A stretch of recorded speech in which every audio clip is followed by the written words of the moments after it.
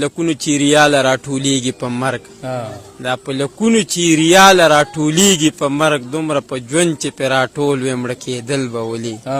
دې پوښتنو که د یو بل لږه خبره وړلې داسې زړه ستړي در په در خاوره کېدل به ولي تنګ د زړونو د هزاره کور ته راشم د حالاتو نه بېزاره کور ته راشم خپل بچي راته هم مړاوي مړاوي ګوري تش لاسونه چې د ښاره کور ته راشم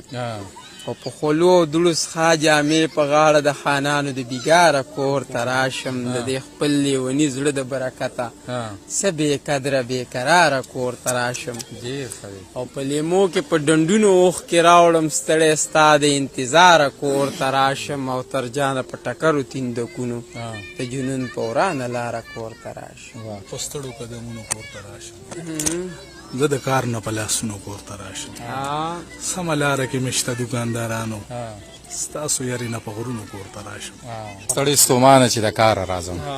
تا یادومه چې په لاره راځم د کلي ډېرې لارې ډېرې کوڅې په دې کوڅه د چا دپاره راځم د ارمانونو پڼ په سر راوړمه کور ته چې هر ماښام د ښاره راځم د پرهرونو جامې واغوندمه چې په سپرلي کې د ګلزاره راځم د میخانې دروازه مه بندوې یارانو زه به د روزګاره راځم دا خو صاحب شاه صابر صاحب رایاد که نو هغه خو دا مو چې څه محبت څه انتظار یې کوو زړه چې د کارو نه څه کار یې کوو محبت خونه چې ورانه نه وه هر سړی ښه و څه روزګار یې کوو په غږ او غوږ چې پابندي وسره یو څو مارغانو چې چغار یې کوو او ستا د بڼو د بڼ د باد لوګې زما چې یاد شي نو شغار یې کوو دا به صابرو ښځه پویه شومه چې خوب یې نه و انتظار یې کوو وایي که نه وایي ځوانه ځوانۍ کې په مخ وې د غربت کرښې او ما هغه کرښو کې رک شوي خال ته ډېر وژړل او زما ګټلي هر درهم ته هغې ډېر وخاندل خو د ځوانۍ هر تېر شوي کال ته ډېر وژړل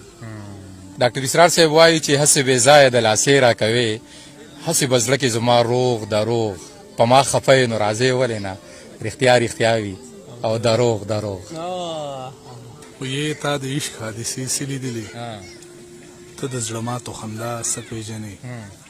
نو مخ مې حالاتو په بل مخ واړو دا ځل که رالې ما به نه پېژنې بس هم انتخاب وایم چې د شر نه ستړی یم هر وخت شر ته مه ودرېږه خوږه جانانه داسې بیا مې سر ته مه ودرېږه په دې خبره شوم د کلي د خانانو دښمن ما یو غریب سرتور ته وې چې نور ته مه ودرېږه یا به شاعر شي یا به دواړه سترګې ډکې راوړې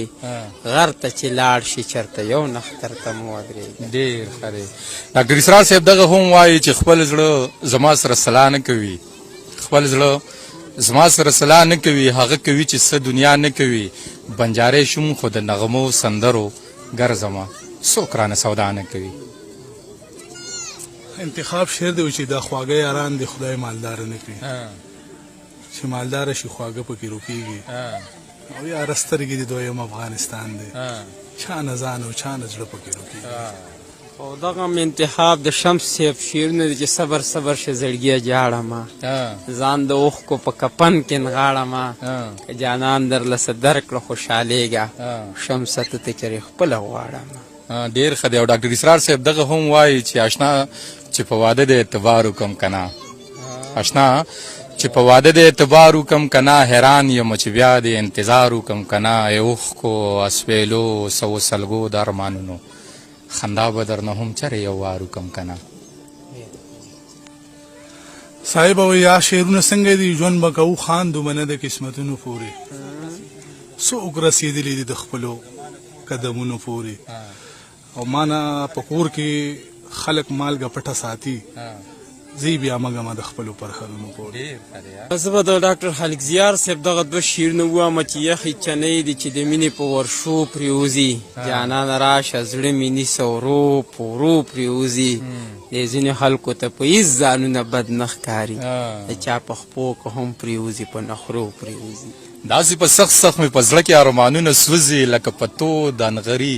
ساس کې د اوبو پرېوځي بیا به دې څوک درنو نازونو له اوږه ورکوي زیار خو دې ورځ په ورځ جانانه د بازو پرېوځي خو د عشق له درده نه خبره خلک ما پسې شاته آوازونه کوي